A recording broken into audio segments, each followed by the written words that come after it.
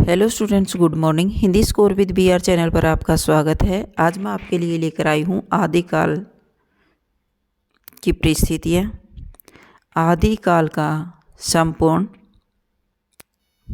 ज्ञान। तो चलिए, आदिकाल किसे कहा जाता है, आदिकाल का नामकरण, आदिकाल को कितने भागों में बांटा गया है, आदिकाल की प्रवृत्तियाँ और आदिकाल की परिस्थितियाँ। तो चलिए, आदिकाल किसे कहा जाता है। हिंदी साहित्य के इतिहास का प्रारंभिक चरण है, जिसका समय 10वीं शताब्दी से लेकर के 14वीं शताब्दी तक का माना जाता है, उसे आदिकाल कहा गया है। यानी आदिकाल का समय 1050 विक्रमी संवत 1050 से 1375 तक माना गया है। ऐतिहासिक दृष्टि से यह युग विकेंद्रीकरण की ओर जा रहा था। सम्राट हर्षवर्धन की मृत्यु के पश्चात भारतवर्ष से केंद्रीयता की भावना प्राय लुप्त हो चुकी थी। देश छोटे छोटे राज्यों में विभक्त हो चुका था। इन छोटे छोटे राज्यों के राजा जरा जरा सी बात पर आपस में युद्ध करते रहते थे। दूसरी तरफ देश पर मुसलमानों के निरंतर आक्रमण हो रहे थे और देश का वातावरण भारी हलचल और अशांति से भरा हुआ था, क्योंकि छोटे छोटे राज्य के राजा बने हुए थे और आपस में लड़ रहे थे और मुसलमानों ने भी आकर के वहाँ पर भारत पर अधिकार कर लिया था। भाई वो भी अपना आक्रमण छोटे छोटे राज्यों पर का फ़ायदा उठा रहे थे। हिंदी साहित्य के आरंभिक काल को आदिकाल कहा जाता है। हिंदी साहित्य के आरंभिक समय की रचनाएं साहित्य के विकास के अध्ययन के लिए अत्यंत आवश्यक है, परंतु अधिकांश आदिकालीन ग्रंथों का उपलब्ध न होना, प्रामाणिकता में संदिग्धता, कार्य निर्धारण में सामंजस्य न बैठना आदि कठिनाइयों के साथ साहित्य के विद्वानों आचार्यों के द्वारा व्यवस्थित धारणा बना लेना बहुत ही कुशलता का कार्य था। आदिकाल का नामकरण। हिंदी साहित्य के इतिहासकारों के द्वारा आदिकाल के निम्न नाम दिए गए हैं। वीरगाथा काल। आचार्य रामचंद्र शुक्ल ने आदिकाल का नाम वीरगाथा काल रखा, क्योंकि इसमें वीरता से परिपूर्ण कविताएं रचनाएं रची जा रही थी। एक राजा के आश्रयदाता जो कवि थे, वो सिर्फ राजा की ही वीरता का वर्णन कर रहे थे। आदिकाल का नाम दिया था हजारी प्रसाद द्विवेदी ने। चारणकाल। जॉर्ज ग्रियर्सन और डॉक्टर रामकुमार वर्मा ने आदिकाल का नाम चारणकाल रखा था। बीज वपन काल। महावीर प्रसाद द्विवेदी ने इसको बीज वपन काल का नाम दिया था और राहुल सांकृत्याय ने आदिकाल को सिद्ध सामंत युग कहा है। मिसर बंधुओं ने इसको आरंभिक काल के नाम से जाना है और गणपति चंद्र गुप्त ने इसे प्रारंभिक काल का नाम दिया। विश्वनाथ प्रसाद मिसर ने इसे वीर काल का नाम दिया है। तो कहने से तात्पर्य है कि अनेक कवि आए और उन्होंने अपने अपने हिसाब से नाम रखते गए, लेकिन लास्ट में आदिकाल ही तर्कसंगत सही सिद्ध हुआ। हिंदी साहित्य का आदिकाल जिसे वीरगाथा काल, चारण काल, सिद्ध सामंत युग, बीज वपन काल, वीर काल आदि अनेक संज्ञाओं में विभूषित किया है। हिंदी का सबसे विवादग्रस्त काल रहा है आदिकाल।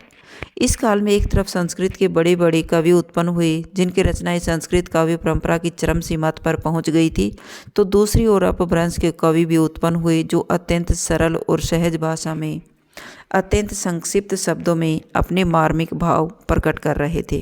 वस्तुतः इस काल में यहाँ एक और सिद्ध नाथ और जैन साहित्य का भी निर्माण हुआ, जिसे धर्म आश्रय प्राप्त होने के कारण वह फलता फूलता रहा।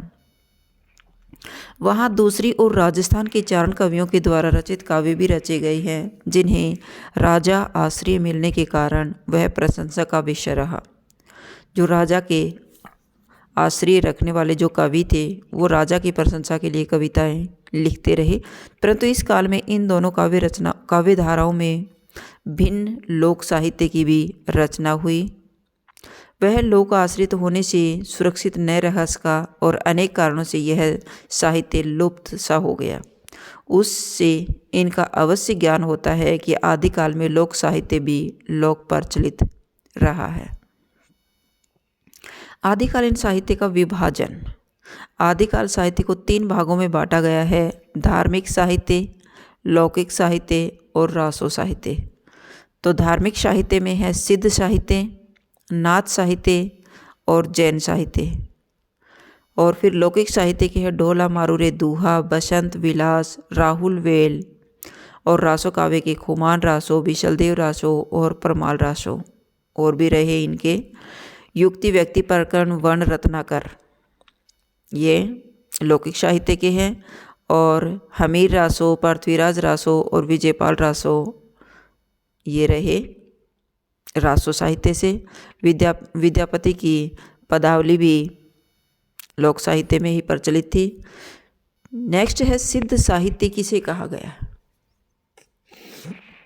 अर्थात सिद्ध साहित्य के बारे में आप क्या जानते हैं।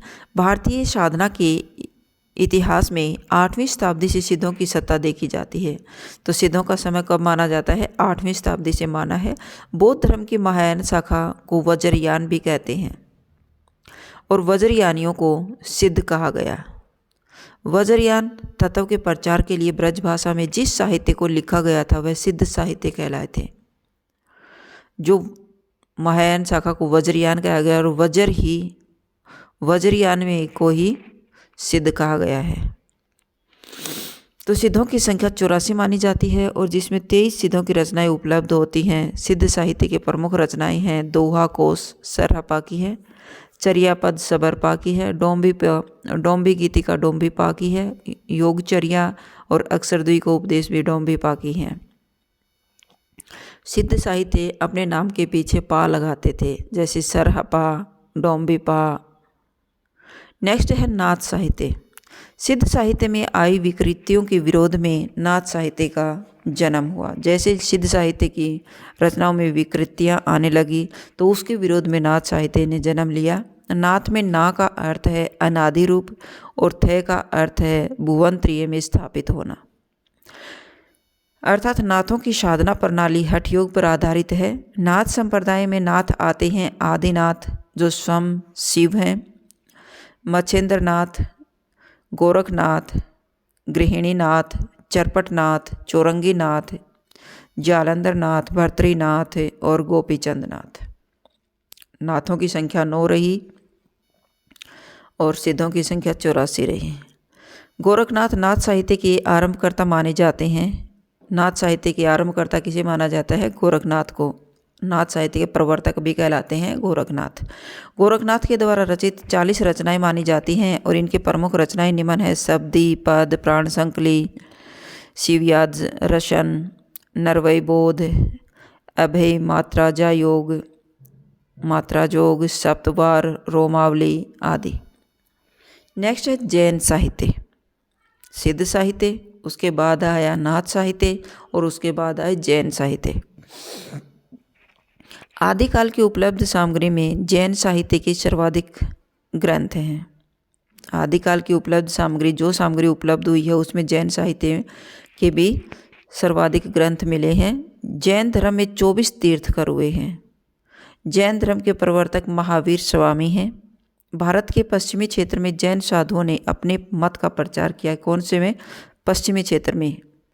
भारत के पश्चिमी क्षेत्र में जैन साधुओं ने अपने मत का प्रचार किया, जो हिंदी कविता के माध्यम से किया। किसके माध्यम से, हिंदी कविता के माध्यम से अपना प्रचार किया। पश्चिमी क्षेत्र में जैन कवियों ने आचार, रास, पाश, चरित, फागु आदि विभिन्न शैलियों में साहित्य लिखा। जैन साहित्य का सर्वाधिक लोकप्रिय रूप है रास ग्रंथ माना जाता है। जो रास हैं, रासो साहित्य हो जैनियों से संबंधित है। रात्रि के समय श्रावक लोग रास का गायन करते थे और इस रास में तीर्थकरों के जीवन चरित्र, वैष्णव अवतारों की कथाएं, जैन आदर्शों का प्रतिपादन होता था। आगे चलकर रास काव्य एक ऐसे काव्य के रूप में निश्चित हो गए जो गए हों। हिंदी में रास काव्य का प्रवर्तन शाली बहादुर सूरी के द्वारा लिखित भरतेश्वर बाहुबली रास से माना है। जैन साहित्य की प्रमुख रचनाएं कौन कौन सी हैं? भरतेश्वर बाहुबली रास शाली बहादुर सूरी की है, बुद्धि रास शाली बहादुर सूरी का है, स्थूली बहादुर रास जिनी धर्म सूरी का है, जीव दया रास आशगु का है, जिनी पदम सूरी रास सार मूर्ति का है, गौतम स्वामी रास उदयवंत का है और पंच पांडव चरित्र रास शाली बहादुर सूरी का है। श्राव का 4 देवसेन का है, चंदन बाला रास आसगू का है, रेवंत गिरी रास विजयसेन सूरी का है। श्रावकाचार और चंदन बाला रास मोस्ट इंपॉर्टेंट है भाई। और पृथ्वीराज रासो बीशल देव रासो। रेवंत गिरिराज विजयसेन सूरी का है, नेमिनाथ रास सुमति गणी का है। बाकी सारे तो पढ़ने ही होते हैं भाई, पढ़ लेना एक बार। नेक्स्ट है आदिकाल का लौकिक साहित्य। सिद्ध साहित्य, नाथ साहित्य, फिर आ गया जैन साहित्य और उसके बाद आ गया लौकिक साहित्य। 4 साहित्य हुए हैं आदिकाल में। हिंदी साहित्य के आदिकाल में नाथ, सिद्ध एवं जैन साहित्य धर्म आश्रित होने के कारण तथा रासो साहित्य राज्य आश्रित होने के कारण सुरक्षित रह गया, परंतु इस काल में इन दोनों काव्य धाराओं से भिन्न लोक साहित्य की भी रचना हुई, लेकिन वह लोक आश्रित होने से सुरक्षित न रह सकी। वह लोगों पर आश्रित था। अनेक कारणों से यह साहित्य लुप्त हो गया और विभिन्न लोक गीतों के माध्यम से लोक में जो थोड़ा बहुत शेष रह गया उससे इतना अवश्य ज्ञात होता है कि आदिकाल में लौकिक साहित्य भी लोक प्रचलित रहा। उपलब्ध लोक साहित्य में ढोला मारूरे, दूहा, बीशल देव रासो, वसंत विलास, राहुल वेल, युक्ति व्यक्ति प्रकरण, वर्ण रत्नाकर, अमीर खुसरो की रचनाएं तथा विद्यापति की पदावली को देखकर तत्कालीन लोक साहित्य के विषय में अनुमान लगाया जा सकता है। ये लोगों पर प्रचलित होने के कारण भाई बहुत कम चला। नेक्स्ट है रासो काव्य। हिंदी साहित्य के आरंभिक काल में प्राप्त ग्रंथों के अध्ययन से यह बात स्पष्ट हो जाती है कि इस युग के अधिकांश ग्रंथों में रासो शब्द नाम के अंत में जुड़ा है, जो काव्य शब्द का पर्यायवाची है। रासो शब्द की उत्पत्ति से संबंध में विद्वानों के मतभेद हैं। इस विषय में कुछ मत भी दिए गए हैं कि प्रथम फ्रेंच इतिहासकार गार्सा दे तासी ने इस शब्द की उत्पत्ति राजसूय यज्ञ से मानी है। रासो शब्द की उत्पत्ति किससे मानी है? गार्सा दे तासी ने राजसूय यज्ञ से मानी है। सेकंड, आचार्य रामचंद्र शुक्ल ने इस शब्द की उत्पत्ति रसायन से मानी है। उनका कहना है कि कुछ लोग इस शब्द का संबंध रहस्य से जोड़ते हैं, पर बीशलदेव रासों में काव्य के अर्थ में रसायन शब्द बार बार आया है, अतः इसी रसायन शब्द से होते हुए रासो शब्द हो गया। मोतीलाल मेनारिया ने रासो शब्द का संबंध रहस्य से माना है। नरोत्तम स्वामी ने इस शब्द की उत्पत्ति रसिक से मानी है। प्राचीन राजस्थान में रसिक का अर्थ कथा काव्य माना जाता है। यही शब्द क्रमशः रासऊ और रासो हो गया। रसिक से रासऊ रासो हुआ। यह मत हमें सत्य के काफ़ी नज़दीक पहुंचा देता है। प्रधान रूप से कथा ग्रंथों के लिए ही रासा, राशक, रासो शब्द का प्रयोग होता आया है और कुछ विद्वान इस शब्द का संबंध रास या रासक से जोड़ते हुए इसका अर्थ ध्वनि, क्रीड़ा, विलास, नृत्य, गृजन और श्रृंखला देते हैं। आचार्य हजारी प्रसाद द्विवेदी रासक को एक शब्द मानते हैं और काव्य भेद भी उनके अनुसार जो काव्य रासक छंद में लिखे जाते थे वे हिंदी में रासो कहलाए हैं। आचार्य हजारी प्रसाद ने कहा कि भाई जो रासक छंद में लिखे गए काव्य थे वो रासो कहलाए। रासो साहित्य मूलतः सामंती व्यवस्था, प्रकृति और संस्कार से उपजा हुआ साहित्य है, जिसे देश भाषा काव्य के नाम से भी जाना जाता है। रासो साहित्य को देसी भाषा काव्य के नाम से भी जाना जाता है। इस साहित्य के रचनाकार हिंदू राजपूत राजाश्रय में रहने वाले चारण या भाट थे। समाज में उनका स्थान और सम्मान था क्योंकि उनका जुड़ाव सीधे राजा से होता था। ये चारण या भाट कला पारखी और कला रचना में निपुण होते थे।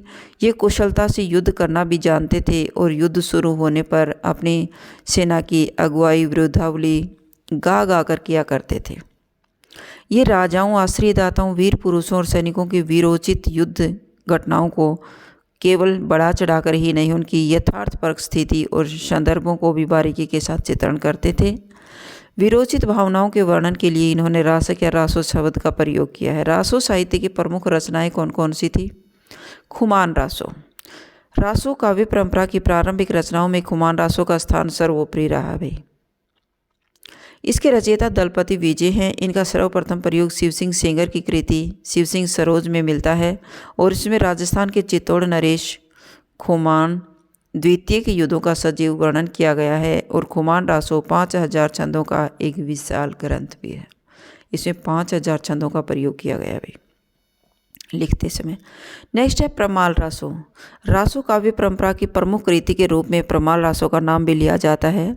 इसे आला खंड के नाम से, प्रमाल रासो को आला खंड के नाम से भी जाना जाता है। इसके रचयिता जगनिक है, जो महोबा के नरेश परमदिदेव से आश्रित थे और इनकी जनता में अत्यधिक लोकप्रियता को देख डॉक्टर गिरियर्सन ने इसे वर्तमान युग का सर्वाधिक लोकप्रिय महाकाव्य माना था। इस काव्य में महोबा देश के दो लोक प्रसिद्ध वीरों आल्हा और उदल चरित्र को यथार्थ ढंग से प्रस्तुत किया है और इनके द्वारा किए गए विभिन्न युद्धों का सही उत्तेजक भाषा में वर्णन इस ग्रंथ की विशेषता में है। नेक्स्ट है हमीर रासो। हमीर रासो अभी तक एक स्वतंत्र कृति के रूप में उपलब्ध नहीं हो सका है। अपभ्रंश के प्राकृत पेंगलम नामक एक संग्रह ग्रंथ में संग्रहित हमीर विषय के 7 छंदों को देखा या आचार्य शुक्ल जी ने इसे एक स्वतंत्र ग्रंथ भी माना है। हमीर रासो को शुक्ल जी ने एक स्वतंत्र ग्रंथ माना है। प्रचलित धारणा के अनुसार इस कृति के रचयिता सारंगधर माने जाते हैं। इस काव्य में हमीर देव और अलाउद्दीन के युद्ध का वर्णन भी किया गया है।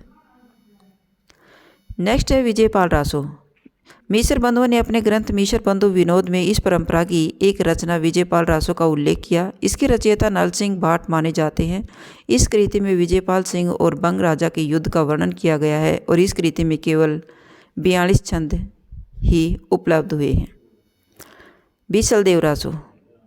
बीसलदेव रासो इस काव्य परंपरा की प्रमुख कृति है। इनके रचयिता नरपति नाले माने जाते हैं, जो अजमेर के चौहान राजा बीसलदेव विग्रहराज चतुर्थ के समकालीन थे। इसमें अजमेर नरेश विग्रहराज उपनाम बीसलदेव और उनकी पत्नी राजा भोज की पुत्री राजमती के विवाह, कलह, विरह और मिलन के मार्मिक चित्र अंकित किए गए हैं। इस ग्रंथ सबसे निराली विशेषता यह है कि यह हिंदी के अन्य रासो ग्रंथों के समान वीरता का प्रशस्ति गायन न होकर कोमल प्रेम के मधुर, मार्मिक और संवेदनशील रूप का अमर चित्र प्रस्तुत किया गया है। विप्रलंब श्रृंगार इसका प्रधान वर्ण्य विषय है। 4 खंडों में विभाजित 125 छंदों का एक छोटा सा काव्य है। प्रणय संवेदना का द्रवणशील हृदयग्राही रूप प्रस्तुत करता है। नेक्स्ट है पृथ्वीराज रासो। रासो काव्य परंपरा का सर्वश्रेष्ठ एवं प्रतिनिधि ग्रंथ पृथ्वीराज रासो है। आचार्य रामचंद्र शुक्ल ने इसे हिंदी का प्रथम महाकाव्य कहा। इसके रचयिता चंद्रवरदाई हैं, जो हिंदी के प्रथम कवि माने जाते हैं। चंद्रवरदाई दिल्ली नरेश पृथ्वीराज चौहान के प्रथम सामंत, सलाहकार, मित्र और राज कवि थे। इनके विषय में प्रसिद्ध है कि पृथ्वीराज और चंद्रवरदाई दोनों का जन्म एक ही दिन और मृत्यु भी एक ही दिन हुआ था। इनके विषय में प्रसिद्ध है कि पृथ्वीराज और चंद्रवरदाई का दोनों का जन्म भी एक दिन हुआ था और मृत्यु भी एक साथ हुई थी। कवि चंद के 4 पुत्र थे, जिनमें से चतुर्थ पुत्र जलहन था। जिस समय पृथ्वीराज को मोहम्मद गोरी बंदी बनाकर गजनी ले गया, उस समय चंद्रवरदाई भी उनके पीछे चले गए थे और अपने पुत्र जलहन को अपनी अधूरी रचना पृथ्वीराज रासो सौंप गए थे। इस संबंध में यह युक्ति प्रसिद्ध है कि पुस्तक जलहन हाथ दे चली गज्जन नरिप काज। बाद में जलहन ने इस अधूरी रचना को पूरा किया था। पृथ्वीराज जो अधूरी पुस्तक थी वो बाद में किसने पूरा किया? चंद्रवरदाई के पुत्र जलहन ने, क्योंकि चंद्रवरदाई अपने राजा पृथ्वीराज चौहान के साथ चले गए थे। पृथ्वीराज रासो के वृहद, मध्यम, लघु और लघुतम 4 संस्करण प्रसिद्ध हैं। इसे महाभारत के समान विकासशील महाकाव्य माना जाता है। इसकी दृष्टि से इसमें श्रृंगार और वीर रस दोनों का सुंदर परिपाक हुआ है। ये दोनों रस पृथ्वीराज चौहान के व्यक्तिगत के 2 पहलुओं को उद्घाटित करते हैं। वीर और श्रृंगार रस दोनों रसों की पृष्ठभूमि में नारी है। उसे पाने के लिए युद्ध होते हैं। पा लेने पर जीवन का विलास पक्ष अपनी पूरी रमणीयता के साथ उभरता है। युद्ध वर्णन में जहाँ कवि ने शौर्य और वीरता के प्रदर्शन में अपनी कलम की शक्ति दिखाई है, वहाँ श्रृंगार रस सैरस वर्णनों में भी अपनी अद्भुत कल्पना शक्ति का परिचय दिया है। वीर वर्णन को अथवा श्रृंगार रस का कवि ने नैतिकता की सीमा का उल्लंघन नहीं किया, जिससे दोनों रसों का निर्वाह संतुलित एवं सात्विक हुआ है। नेक्स्ट है आदिकाल हिंदी का पहला कवि। राहुल सांकृत्याय ने 7वीं शताब्दी के कवि सरहपाद को हिंदी का पहला कवि माना है। सरहपाद को हिंदी का पहला कवि माना है। किसने माना? राहुल सांकृत्याय ने। कौन सी सदी में? 7वीं सदी में। सातवीं सरहपा और सांस्कृतिक से सारे से के साथ रिपीट हो रहे हैं, तो याद रखना भी। राहुल सांकृतिक ने सरहपा को माना, और कौन सी शताब्दी? 7वीं शताब्दी में। डॉक्टर शिव सिंह सेंगर ने 7वीं शताब्दी में पुष्य या पुण्य नामक कवि को हिंदी का प्रथम कवि माना। शिव सिंह सेंगर ने पुष्य को माना। डॉक्टर गणपति चंद्र गुप्त ने शालिभद्र सूरी को हिंदी का प्रथम कवि माना। इनकी रचना भरतेश्वर बाहुबली रास है। तो चलिए अब देखते हैं आदिकाल की परिस्थितियाँ। अब तक तो हम उस आदिकाल का से क्या अभिप्राय है, आदिकाल के नामकरण, उनके कौन कौन से साहित्य में डिवाइड कर रखा था, और कौन सी रचना किस लेखक की है, और प्रथम कवि कौन माना गया। अब पढ़ते हैं इसकी राजनीतिक परिस्थितियाँ कैसी थी।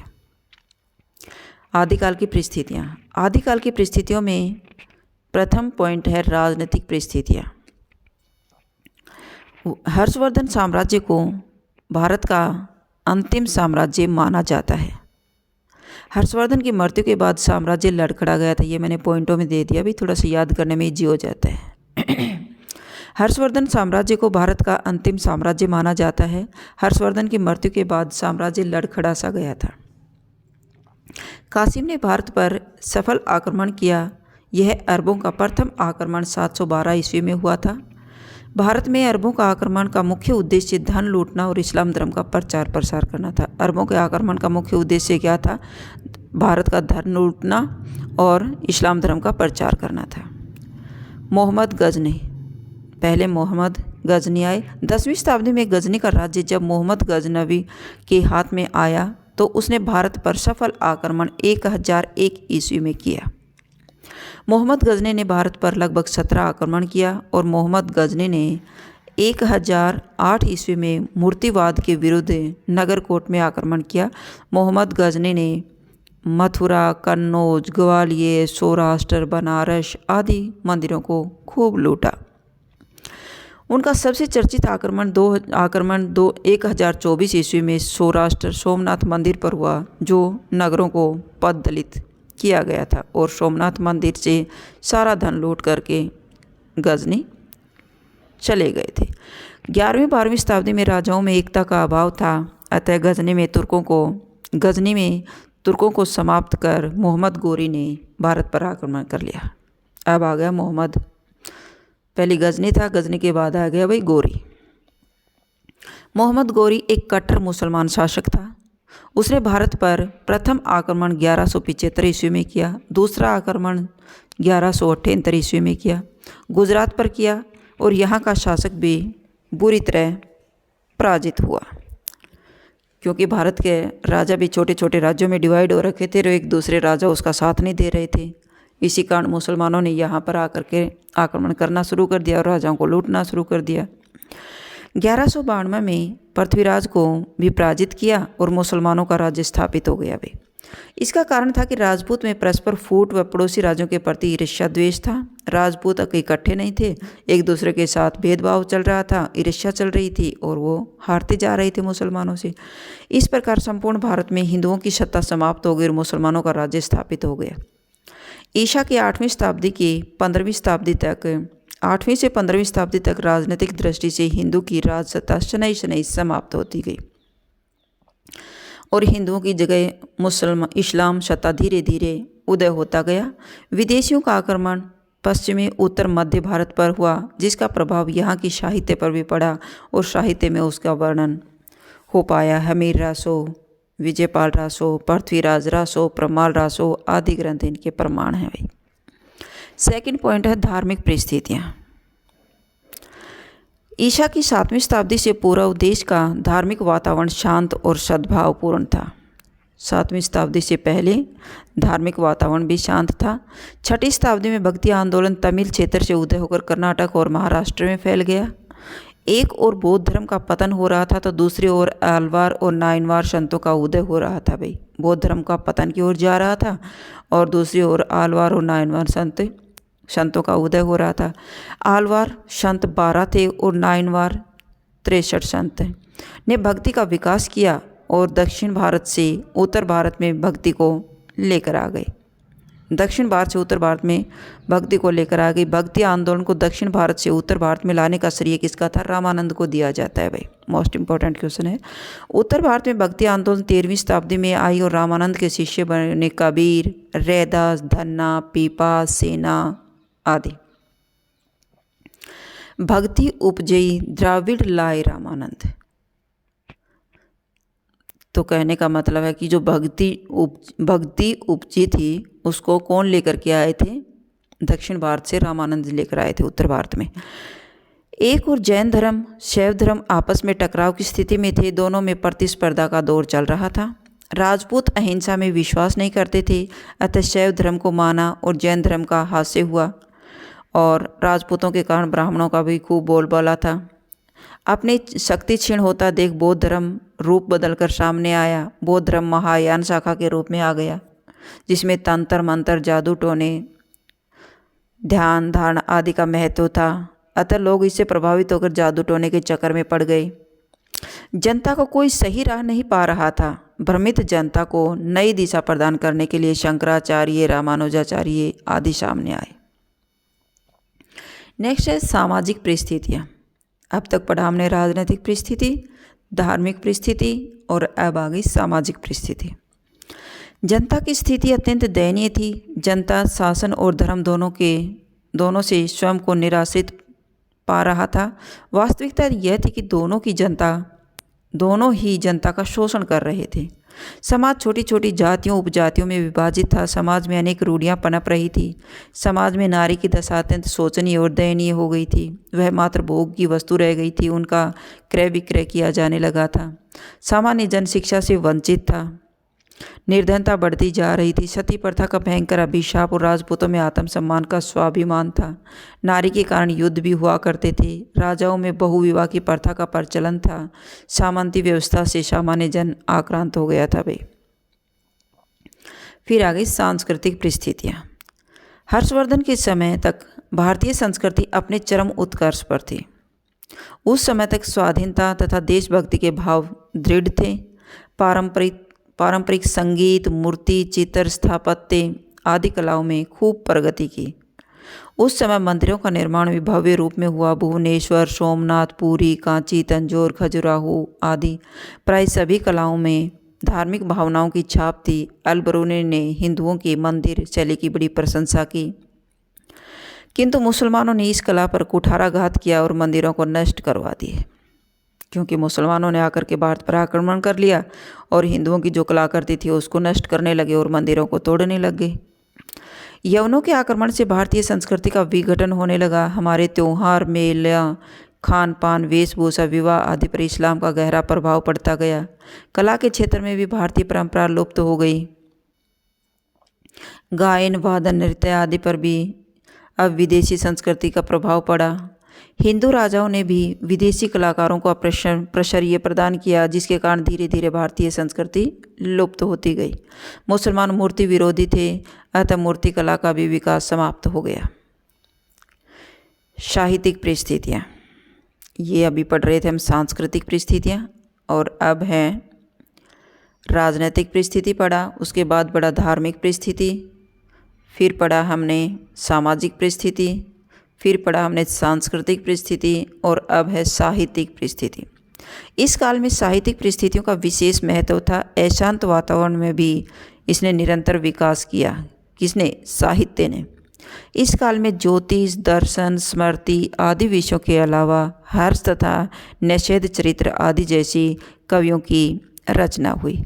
संस्कृत में भी खूब रचनाएं हुई। संस्कृत के अलावा प्राकृतिक एवं अपभ्रंश में भी प्रचुर मात्रा में श्रेष्ठ साहित्य रचा गया था। जैन सिद्ध इत का साहित्य इसका प्रमाण है। देश भाषा में भी साहित्य की रचना हुई। साहित्य जनता की भावनाओं को, मानसिक स्थितियों का व्यक्त करने का माध्यम बन गया था। संस्कृत के कवि रचनात्मक प्रतिभा के उद्घाटन में अपभ्रंश के कवि धर्म प्रचारक में लीन थे। केवल हिंदी ही एक ऐसी भाषा है जो साहित्य के माध्यम से तत्कालीन परिस्थितियों को किसी रूप में उद्घाटित कर रही थी। तो ये था आपका आदिकाल का नामकरण, आदिकाल को कितने साहित्य में बांटा गया और उनकी परिस्थितियाँ। अगर आपको मेरी वीडियो अच्छी लगी हो तो प्लीज़ लाइक कीजिए, शेयर कीजिए और सब्सक्राइब करना न भूलें। फिर मिलते हैं नेक्स्ट वीडियो में। ये आदिकाल का एक ही पार्ट था, नेक्स्ट पार्ट लेकर के आती हूँ कल। अगर आपको मेरी वीडियो अच्छी लगती है तो कमेंट करके अवश्य बताइएगा, और अगर आपको कोई और वीडियो चाहिए तो कमेंट कर दीजिएगा। फिर मिलते हैं नेक्स्ट वीडियो में। Bye bye.